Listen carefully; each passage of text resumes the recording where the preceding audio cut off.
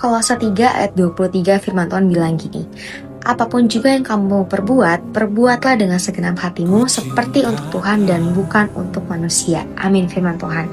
Nah teman-teman, aku yakin dan percaya banyak di antara kita termasuk aku sendiri pun ada kalanya, ada fase dimana kita tuh ngerasain, aduh Tuhan, kok kerja gini-gini amat ya Tuhan.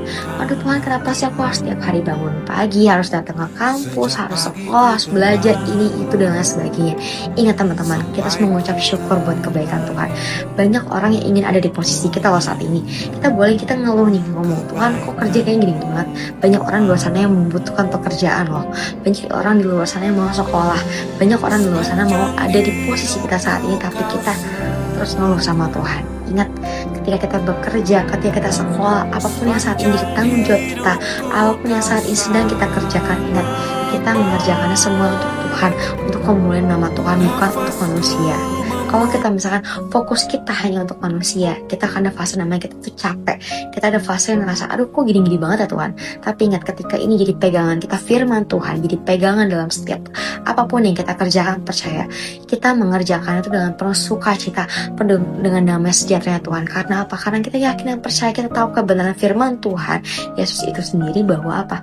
Kita melakukan semuanya hanya untuk kemuliaan bagi nama Tuhan. Maka di situ ada kekuatan yang Tuhan berikan, maka di situ ada kuasa Tuhan yang dinyatakan atas kita. Makanya firman Tuhan juga bilang apa? Mengucap syukurlah dalam segala hal, karena itulah yang dikehendaki Allah di dalam Yesus Kristus bagi kamu. Nah teman-teman, ini juga jadi pegangan kita, reminder buat kita, ayo mengucap syukur dalam segala hal.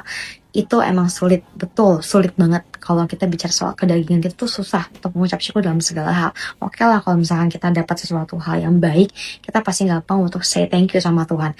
Tapi coba ketika situasi lagi gak baik-baik aja, gampang gak buat kita mengucap syukur sama Tuhan? Susah, berat.